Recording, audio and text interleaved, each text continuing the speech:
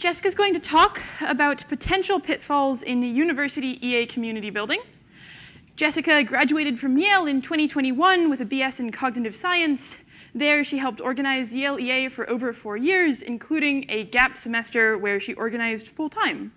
She started volunteering with CEA in 2018 and started working full-time for them in December 2021 on increasing broad support for university groups. She created and scaled the University Group Accelerator program, which has helped around 75 groups, and she is now leading the Unigroups team at CEA and setting the strategy and plans for the coming year.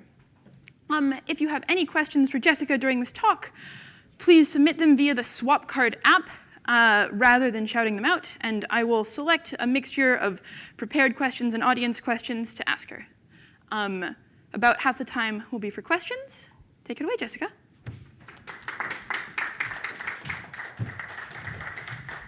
Thank you. Awesome. I think that community building at universities can be incredibly impactful. But I also think that there are some important pitfalls that could potentially make this work net negative, or at least leave a lot of impact on the table. I think that these default modes can turn off really talented people that we want in the EA community, and it's really hard to tell whether you're falling into one of these default modes. I'll start with a quick anecdote, silly, simple scenario. So here we have zealous Zach. Zealous Zach, very much like me, learns about EA and says, oh my gosh, this is also obvious, like why is not everyone doing this? This is really important, like really smart people think so, and everyone should be working on it. So zealous Zach goes to university and decides to start an EA group where he is planning on convincing people to use their careers to work on EA causes. At his university group, he meets skeptical Serena. Skeptical Serena hears this salesy pitch and thinks, this feels salesy. Why is he trying to convince me of this? Seems sus. This is a silly example, but I hope to go into a little more in depth of different examples throughout this talk. I'll go over some key takeaways I hope to get through, why I do think that community building at universities can be quite impactful, some default modes that I think you should look out for, as well as correction strategies, a North Star vision, and in classic EA fashion, why I could be wrong about all of this. I'll also flag that while I think the things that I'm saying are fairly commonly believed, I'm definitely not trying to speak on behalf of CEA, and I definitely didn't get enough people to check it over to do that. So these are my beliefs, and these are my takes right now. Awesome. So I'm a bit unsure about effect sizes, but my guess is that right now, we have been too encouraging of students doing university community building. And I think that for a lot of students, it feels like this is the default option of how they should be involved in EA when they go to university. I think that I'm part of the reason for this, so I thought it would be useful to give this talk to kind of clarify where I stand on this, being very excited about it, but very aware that there are some risks and concerns to go along with it. I won't have time to even scratch the surface here. There are a lot of considerations, and a lot of these claims are resting on assumptions, etc. I'm also unsure about a lot of things.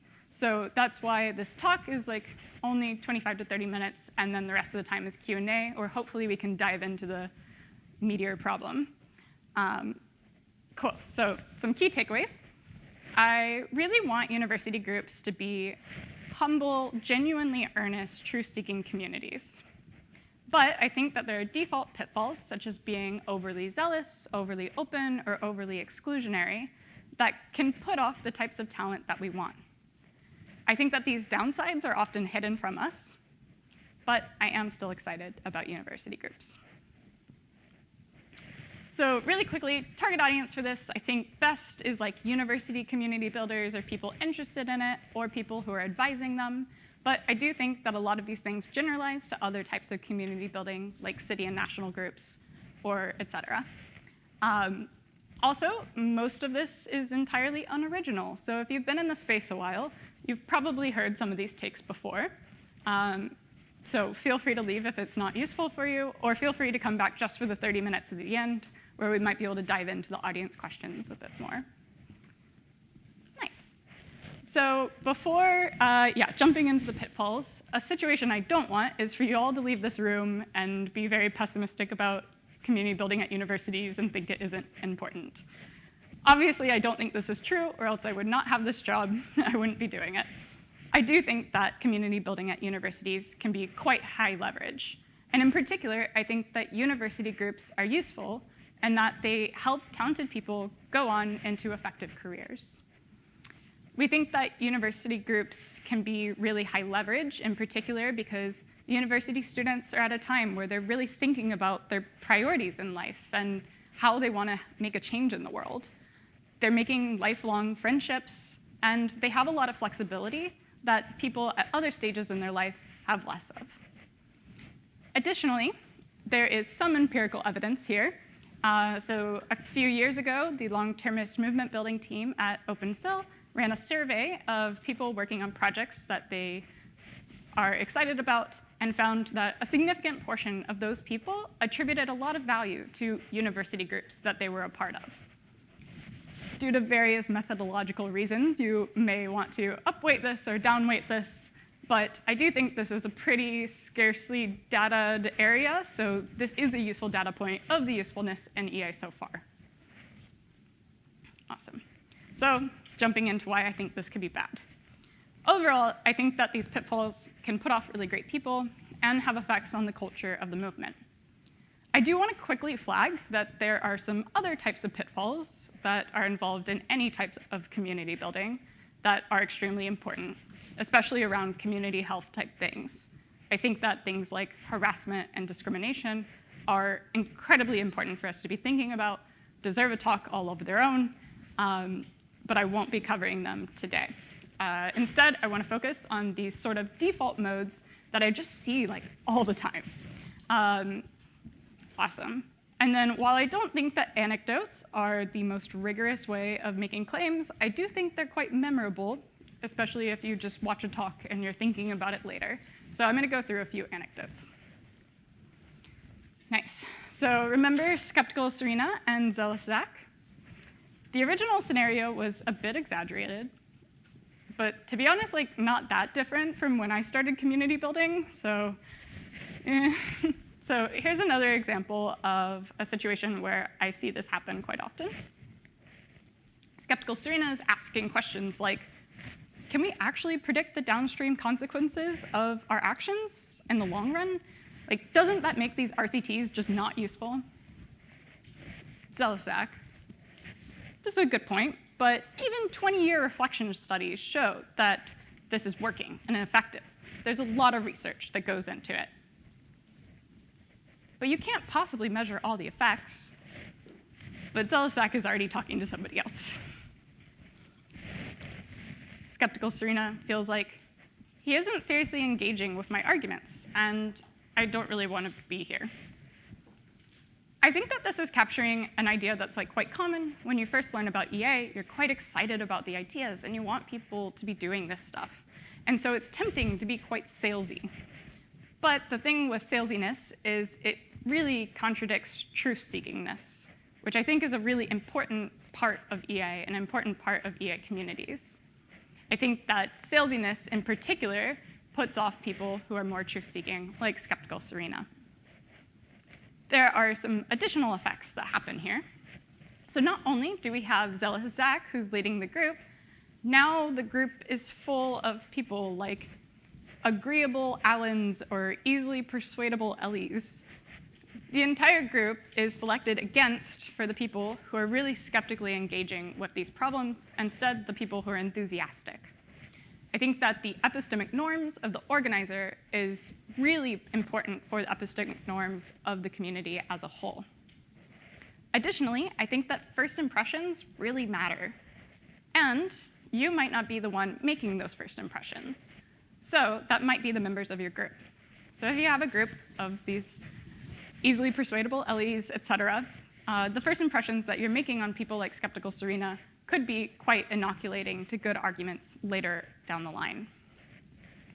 And I think if you don't intentionally try to create an environment for people to poke holes in arguments, you're going to end up in one that isn't making progress on the problems we really care about.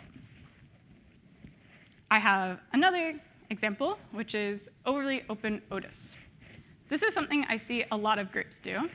It's really tempting to try and expand what EA is to make it more appealing to different types of people, or to retain people who don't really believe the core principles of EA, such as impartiality or cause neutrality. So just a little example here. We have Otis up here, and we have a group member who says, I was personally affected by X, so I think we should prioritize it. I think our group should spend some time looking at how to be effective working on X.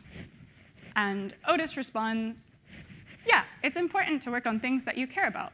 And after all, people in EA disagree about lots of things, so we can spend time on this. I think this has a couple problems. One is that your time as an organizer is extremely limited. You know this if you're an organizer. So being really careful about what you're spending your time on could mean the difference between orders of magnitude more impact between causes.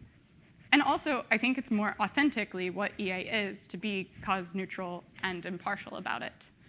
I think that's what makes EA really exciting.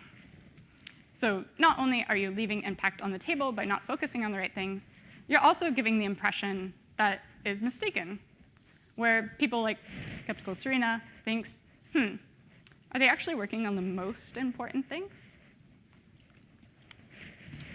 So I think that this culture and fidelity should be a really important part of what you're thinking about as a group organizer. And even though I claim that you should not be trying to explicitly represent EA, it's really hard to not implicitly represent EA in what you're focusing on. I think that part of what makes EA so great is people being really skeptical and challenging and optimizing things. And if you don't optimize for that in your group, you won't have it. The last example anecdote is one that I think is actually a bit less common. It's more common in reaction to these other two, or if someone's just particularly bought into an idea quite early on. And this is exclusionary Enid. So just to give an example here, we have Enid, who's giving a talk on existential risks. She says, and this is why we prioritize existential risks. A member over here says, well, I'm interested in working on global great power conflict. Enid responds, well, nuclear risk is unlikely to actually kill everyone, so it isn't that important, and is pretty dismissive to the argument.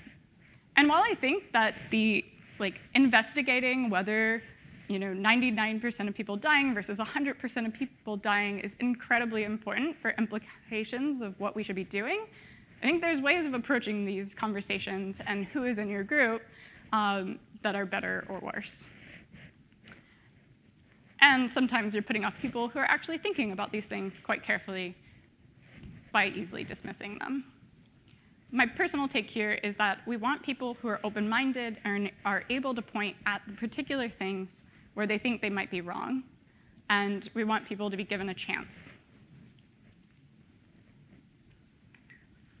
Additionally, what you then end up with is a group of people who all have similar beliefs and aren't really diving into where their uncertainties are. I think that this can be quite off-putting as a first impression, and I think that there is a way of focusing on the most important things and what EA really is without being dismissive or exclusionary. I'll also flag some others, like Noob Nora, who doesn't know what she's talking about. I think this is actually just really common. EA is really hard.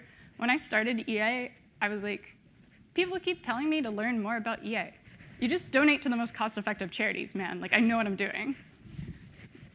Then I started learning more and more, and questions that have really big implications, and was able to engage with conversations in more compelling ways, which I think made me a much better community builder, and made people take me more seriously.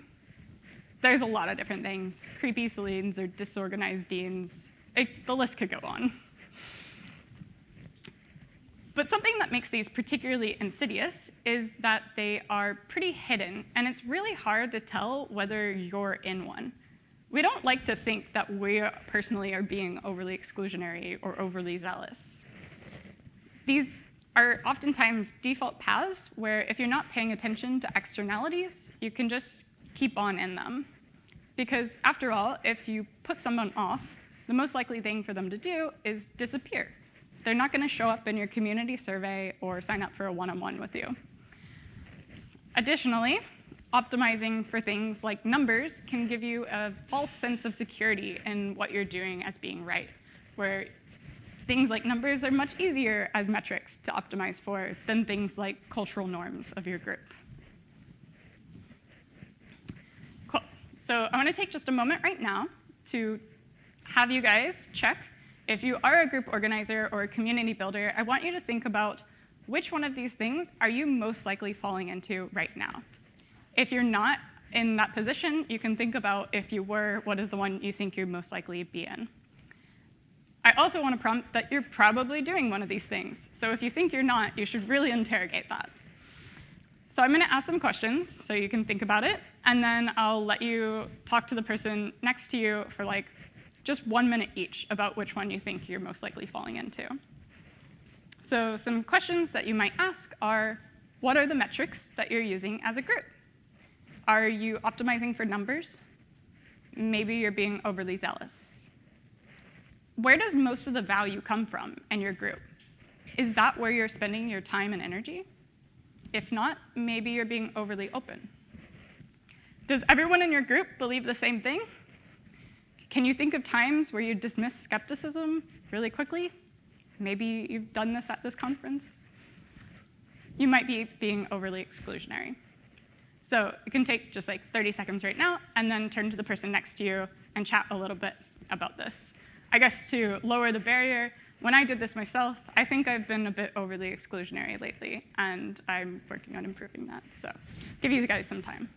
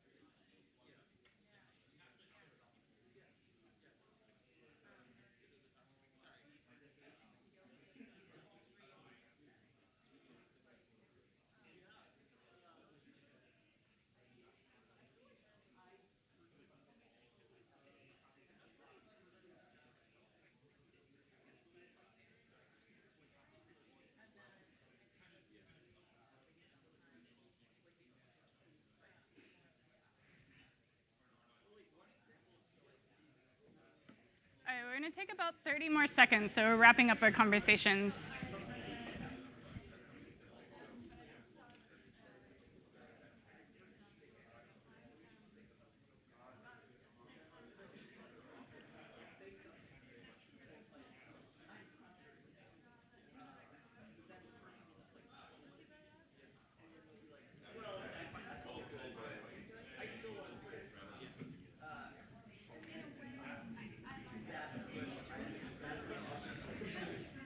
All right, we're going to be wrapping up our conversations. I want these conversations to continue after this talk, too. I'd be happy to, in my office hours after, really, work on this. I think something to also be aware of is you could be doing all of these things, but in different situations. Maybe this is something you guys were talking about.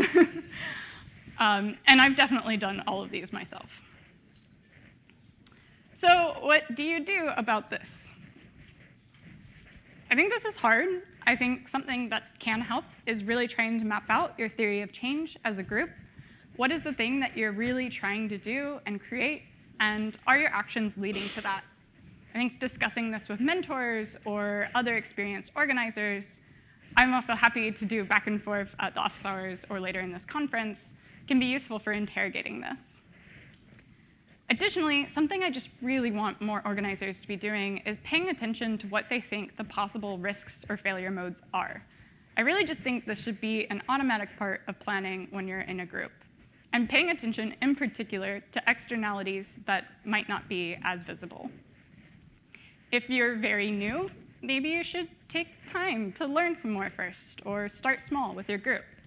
I think there's lots of things that students should be doing, like skilling up and building aptitudes that are really important for the movement that aren't community building. And we also have some advice on the forum. There's a post of advice that the CEA Unigroups team gives to Unigroup organizers, as well as the Resource Center. Cool. So you've heard a lot of bad things that can happen, so I'll paint a little bit of a picture of a North Star group that I think would be great to see. I think there are lots of different versions of this, but this is where I'm at right now. So a group that I'd be really excited about is one where there's a core group of organizers who really get along with each other, because they kind of have to spend a lot of time together, and it's nice to vibe well. These people are each knowledgeable in at least one of the main areas that get talked about in EA. So that way, when you have new people, you can direct them to the person who's able to engage with conversations in the most detailed way. Additionally, these people vibe well, but also are good at talking to other types of people. They have strong beliefs that are weakly held. What do? At the beginning of the semester, they host some open events where people can learn kind of what EA is and whether it seems like something they might be into. And even if people decide that EA isn't for them, they leave these events thinking, well, at least those organizers seem pretty humble and nice, and I'd work with them in the future if I had to. And then these organizers at these events are paying attention to who's asking questions and who's really engaging with the material, and give them some options to get more and more involved in the group, such as through discussions or dinners. And they're introduced to people who are taking these ideas really seriously and can help facilitate that for them. These people might become group organizers themselves or might not, and instead might just work on skilling up, building their own aptitudes, or trying out their own projects. All of these additional opportunities are framed around being truth-seeking and really trying to figure out what you believe about these questions, rather than trying to push people down a funnel into particular ideas. I want people in the group to be thinking really carefully about what they believe, how they can do good with their careers, and that might mean eventually going into direct work, or it might mean going and skilling up and going into PhD programs and building lots of skills that will be useful for the movement in the long run.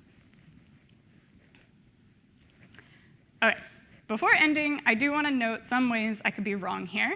I think this list could just be a lot longer, honestly, too. So we can go into some of those. I think one thing I'm kind of uncertain about is I might be overestimating the stickiness of first impressions. There is some evidence towards idea inoculation, where people hear about an idea in one setting and then are not going to be as receptive to that idea in other settings because of that first experience. And I think we have some anecdotal evidence here. But if this weren't as true, then I'd be less worried about groups that are kind of meh. Another thing is I might be wrong about what EA needs.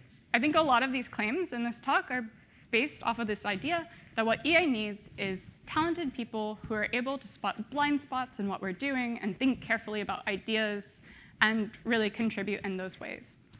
I think there's a plausible world where we actually just need all hands on deck on a specific cause area, or maybe we're just not as talent constrained and should instead have people focusing on increasing donations, or et cetera. One thing that I've been thinking about quite a bit lately is maybe social communities aren't the right approach. I honestly feel pretty confident that universities are the place where I feel confident about social communities being important. But I do think, as we've seen, there can be problems with combining social and professional networks. And something that I'm kind of considering is it's pretty hard to be genuinely earnest and to have intentions of kind of wanting people to work on the things that you think are important. I do think there is a way of doing this. I think, for instance, I do want people working on these things. But I also want the people who are working on these things to be the type of people who figured that out for themselves, and I just expose them to these ideas. And I can earnestly share how I feel about it without trying to convince them of it. So these are some of the things in ways I can be wrong, but there are additional ones, and I'm sure Sydney might point out some too in our Q&A after. So just as a recap, I think there are these default pitfalls that groups fall into, such as being overly zealous, overly open, or overly exclusionary.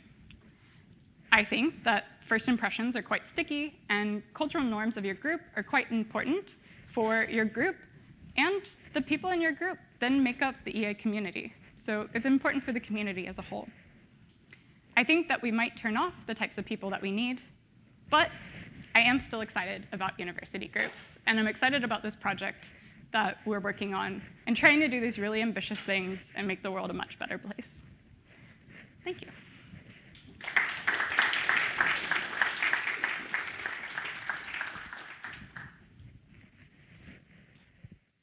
Just a reminder, if you have any questions, you can put them in swap card. We're going to move into the Q&A section. All right. One question in swap card says, how should we approach broad outreach without becoming open or zealous, as the percentage of EA-aligned people at my university is fairly small? Yeah, I think this depends on what you mean by broad outreach. Assuming that you do know what you're talking about and using high fidelity resources, et cetera, there are ways of just getting those out there to people that are not trying to be salesy. It's just here's a thing that you could do, and providing those opportunities like talks and whether you have an intro fellowship or something like that. So I just don't think these are intention. I also think EA is just a certain thing, and it's okay if it's not that big at your university. And to follow up on that question, often I think people are my school is fairly small. There's we're 2 people besides myself who went to the EA events last semester. If I try to not be so open or so zealous, there's going to be hardly anyone coming to events or hardly anyone in the intro fellowship. Yeah.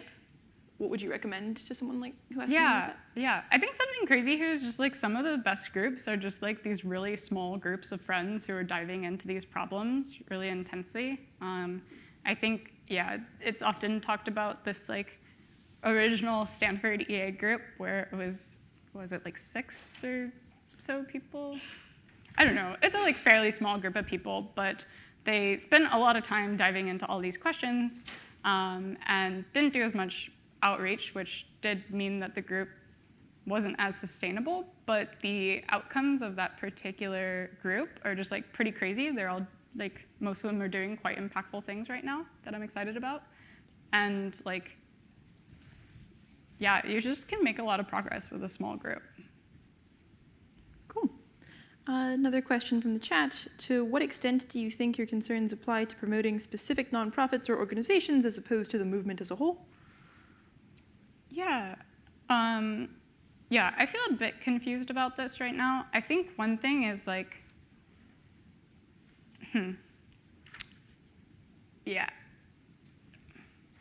I'd also be curious if you want to jump in on this one, Sydney, because I think you have some takes here. But overall, I think that there's different things that you're doing, and you should probably choose which one you're doing. If you want to be the group that is promoting EA ideas and really diving into thinking about things, I think that's going to look really different than just kind of a recruiting group. I also think that different EA orgs have orders of magnitude differences in impact, and something that I am worried about is people just kind of funneling people into these orgs without questioning it. I think the EA movement as a whole has seen some things such as funneling lots of people into DeepMind or OpenAI, and we're not sure that that's good. So I think I have some worries about that, but I do think there are lots of orgs that are doing good. Yeah. You can, yeah, go for it. Not sure that's good. In my opinion, capabilities at an org like that, it's very unclear, the sign, but if I had to guess, I would say it is extremely bad, and I would much rather people did anything else. Almost literally, not quite. Yeah, I'm pretty worried about people going into capability stuff. I like to think that, like, yeah, people are like, you should go do safety, but I do think, yeah, like, people misinterpret that as, like, I'm working on safety.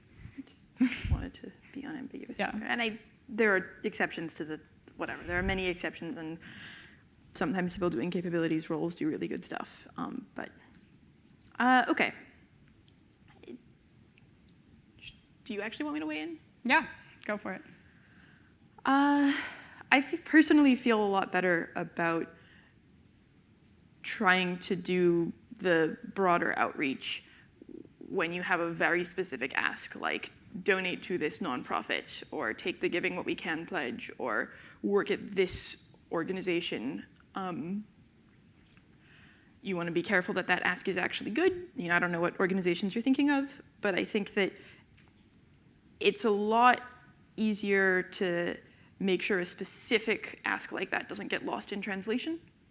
EA is a very complicated thing where people are trying to think about really hard questions, and so epistemics are really important. Take the Giving What We Can pledge is a much more simple thing where you just have to like click a button. And so I feel better about people being a little less careful in those cases. Yeah, I do want to add, I think like a question I sometimes get is like, yeah, what should university groups be focusing on, and like what should we be delegating to like university group organizers who are new and young and like learning a bunch. And I do think that like broad outreach, like top of the funnel stuff is kind of just better done by the professionals. Like there's other means of people learning about EA, and I'm like a bit more confident that they'll do a better job. And yeah, I think some of the broad outreach I did when I started was like bad. So I expect that to generalize a bit. I also feel many of the things I did when I started were very bad.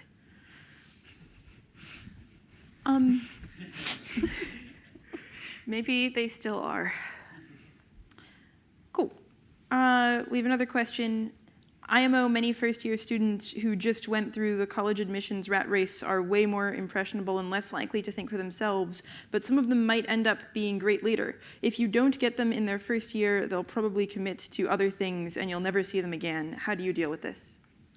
Yeah, I think this is a really good question. Like, to be honest, like I do think in as much as like social communities are good in EA, which at least like right now I do think is true at universities, like your social community in college is pretty random. Like a lot of times you just become friends with the person you were randomly assigned to be a roommate with. And so when you are like doing outreach, like doing this early on is like a way of getting people involved. I think the really big thing here is like providing off-ramps or like exit opportunities where like people can leave and don't feel like pressured to stay. So I think there is this like combination factor of just like logistics of running a student group where people like, you know, people are in demand and there's lots of competition for people's time. That makes me like be very pro like doing early outreach, but like also giving off-ramps. Yeah. There's another question. How would you recommend overly open Otis respond to his newly excited classmate who wants to explore a more personal cause area without alienating him? Yeah, I think this is a great question. I think that there are ways of like, honestly, like one heuristic is just like anytime something like this happens, it's probably better to have it in a one-on-one conversation than like larger. And then in a one-on-one conversation, you can really like ask them, like provide sympathy. Like I don't actually think like EA should be people's entire lives. Like you are a human, you're allowed to be like partial in certain things and should have parts of your life that are partial. And but I do think there is a way of talking about EA where it's like, but in the time where we're spending on EA, I want it to be thinking really carefully about what impartially we should do. A lot of this is really situational really difficult, but you can really try to like ask the person like, what is it about the situation that they're upset about? Is it like this specific thing that they were personally affected by, or is it the fact that like people are affected by bad things and like suffering happens, and at what part does that generalize? Because I think there are situations where sometimes people come into EA and like have a particular thing they're attached to, but then do realize like they're only attached to it in as much as it's causing like suffering in the world. And then there's some situations where they're just like, yeah, but I just like actually think that partiality is okay. And in that situation, I'm like, cool, I'm really excited about you doing this, but like probably with a different group, because groups should have specialties and ours isn't that. I'm going to ask a question, one of my questions. What do you think the main point of a university group is? Does most of the value come from like the organizers learning more? Does most of the value come from finding a few people or from getting a bunch of people to take certain actions? Is this actions people take in, like, is this things that people do in the university group, or is this things people will do later down the line? Yeah. Yeah, so we'll flag, like, I think I'm like a bit uncertain about things. Me and Sydney the other day were trying to figure out like how much of a talent bottleneck there actually is, in particular at like object level long-termist orgs, which could have implications here. But I do think most of the impact happens further on in your career. Like just kind of statistically, if I'm looking at university groups, the majority of the impact actually comes from the organizers themselves. Like, because these are the people who are taking it really seriously and then go on to do effective careers. And their time organizing was kind of instrumental in that they were learning lots and like skilling up in certain things and meeting lots of people with interesting takes at events like this that help influence them and what they decide to do. And a lot of times this is actually just where most of the value comes from, rather than like the people who they like introduce to EA who think that the ideas are kind of cool but don't take like really significant action, is where I currently stand on that. Question from the chat. How do you suggest to measure the success of university groups? And maybe a related question, what is UGAP doing to prevent false or negative incentives to community builders? Nice, yeah. Yeah, I have this like, so we used to have this like HEA metric, the highly engaged EA metric, which I think is just like a bad name for what it was trying to be, because like that makes it seem like you should really just optimize for people who are going to be highly engaged no matter what, which leads to things like being overly zealous, et cetera. I think I have like a theory of change chart where I have TATSIs, which is like talented, altruistic, truth-seeking individuals taking significant action. It doesn't roll off the tongue as much, but at least for me, these are the types of people I want to like optimize for, and it's like the number of those that are taking like serious, significant action, rather than sheer numbers. And then like, yeah, I think we try to really like emphasize this in UGAP and like not award people for like saying they have like large numbers of these people. In fact, like, yeah, when we're doing impact analysis of UGAP, we ask people like how many, we still use kind of the highly engaged EA metric, but linked to the definition, which is a bit more detailed. And oftentimes, like if someone says that they have like 7, I'm like, oh, they probably have like 0. Because I think it's like anti-correlated, unless it's like a pretty established big group.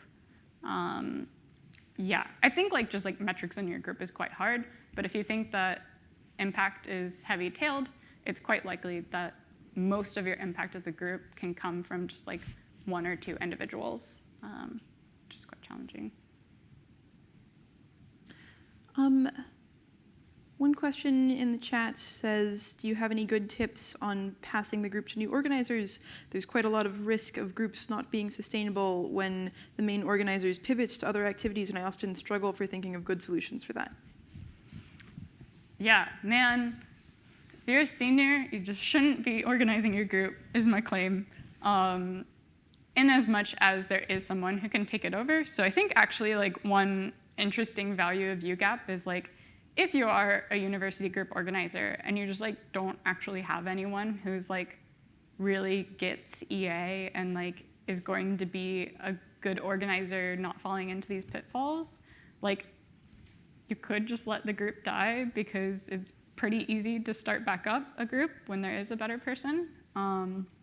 But in as much as you do have people, I think it's just like, yeah, my advice I usually give people is like start really, really early, like literally as soon as you become an organizer, just be like thinking about who could take over for you, giving them opportunities to get involved and yeah, do work themselves, like explicitly telling them really early on that you think that they would do a good job, like leading the group and how they feel about that, giving them lots of opportunities to learn more in advancement, hand over documents of how to do things for your group. There's a lot of like institutional memory things that I think are really important that groups just kind of neglect because you're so busy and not thinking about that in the future.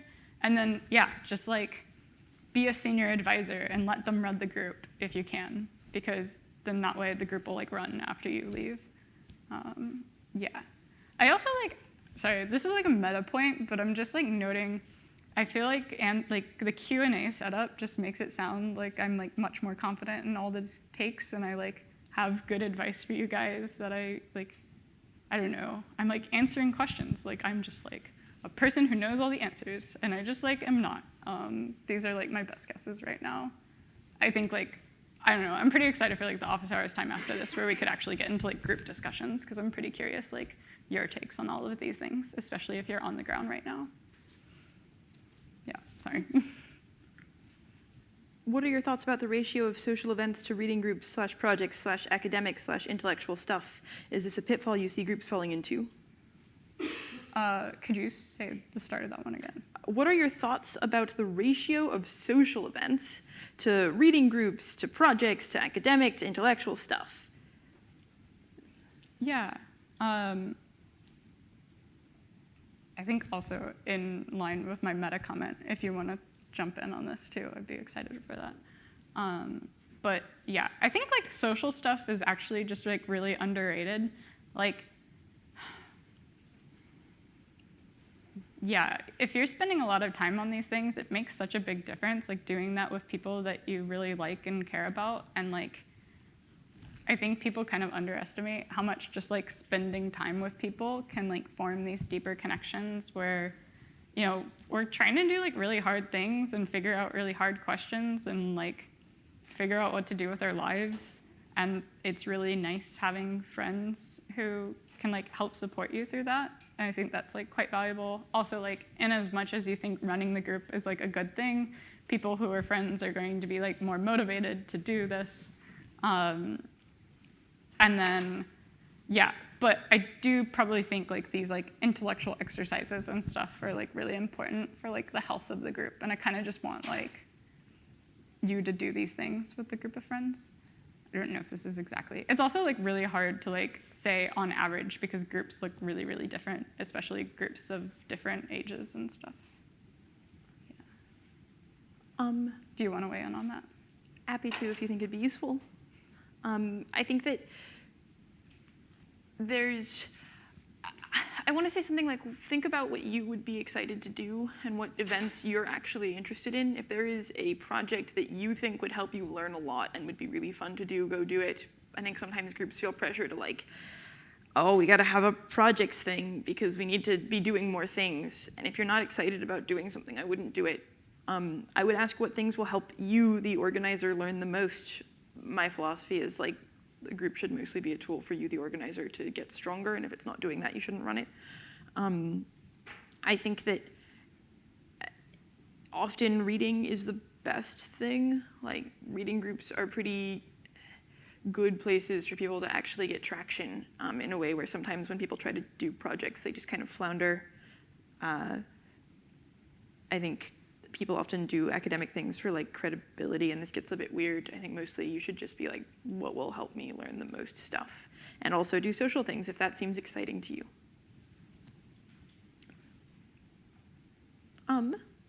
Right. Could it make sense to have a less exclusionary group to on-ramp people to EA ideas more gradually, e.g. measuring effectiveness of a charity without judging that it is less effective? Says someone in the chat. What was the last part of that? E.g. measuring effectiveness of a charity without judging that it is less effective.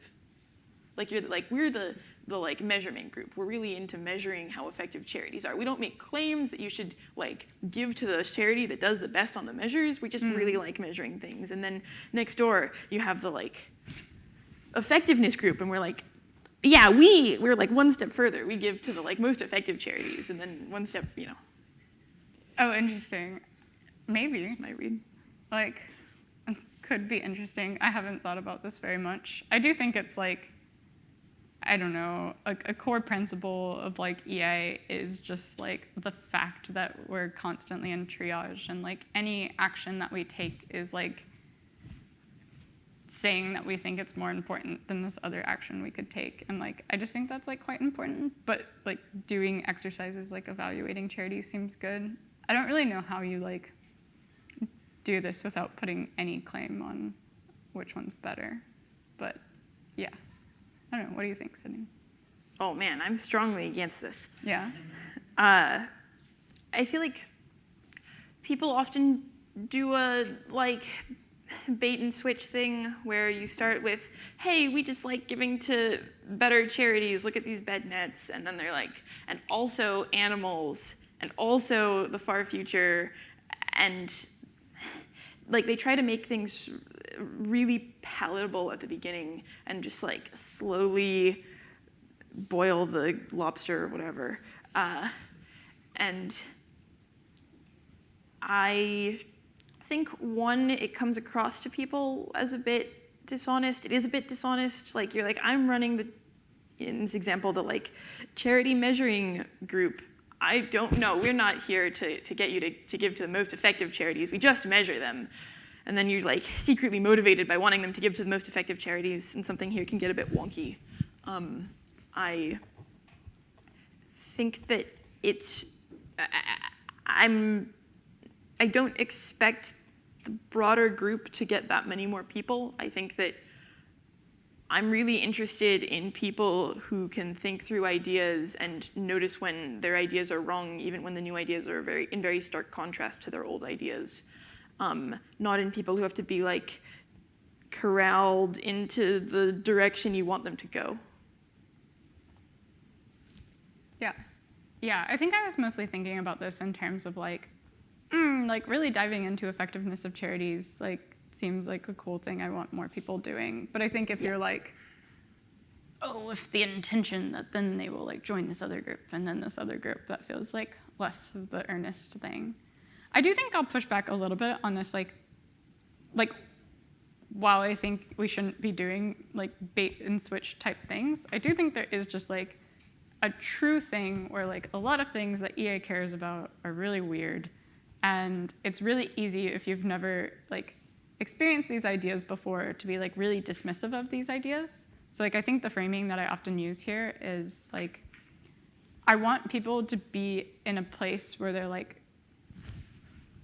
open to hearing other types of ideas.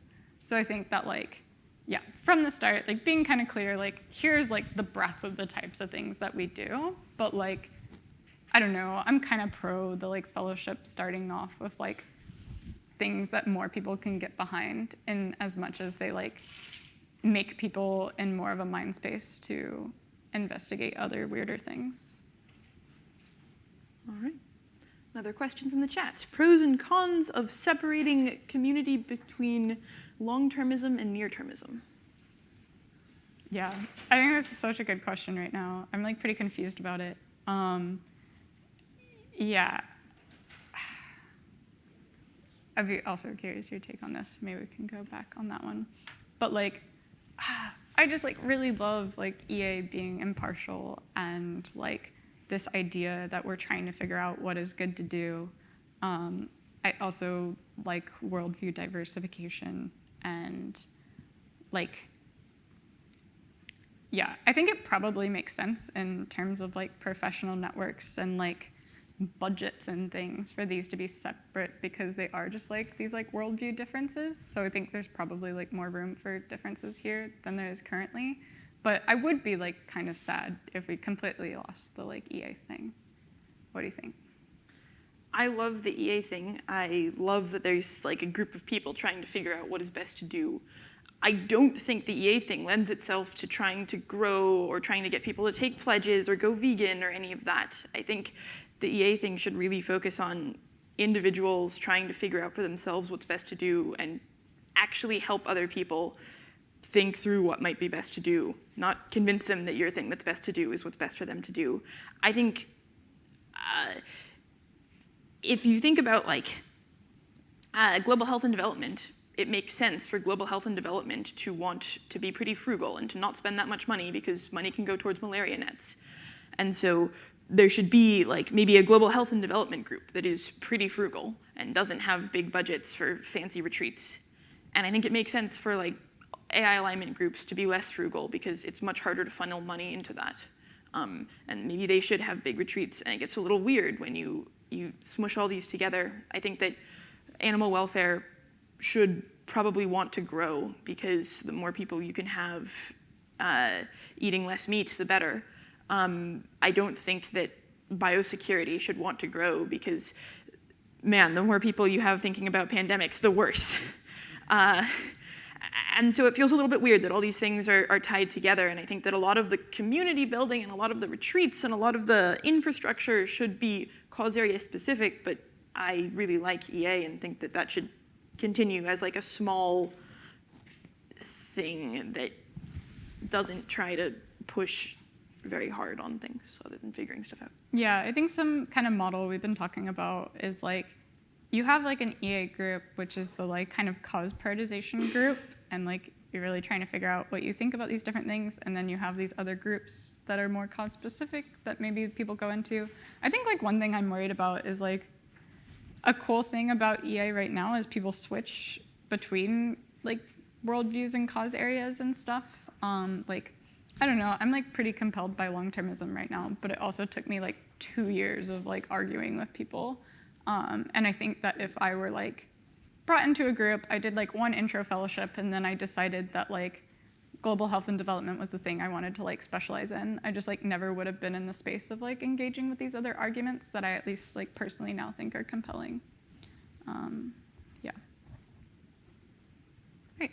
We got probably time for one more question.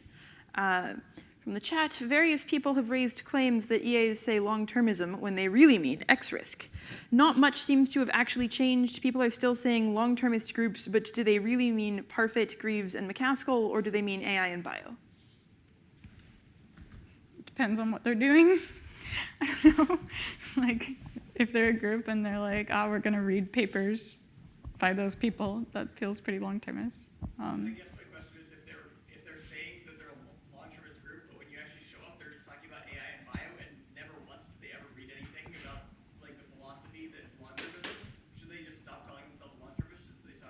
Oh yeah, that seems like quite plausible. They should just be marketed as X-risk groups.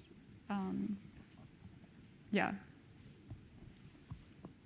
Yeah, it seems bad, like, yeah, if people's perception of long-termism is like not accurate and is just like, people show up and they're like, oh, this is like only X-risk.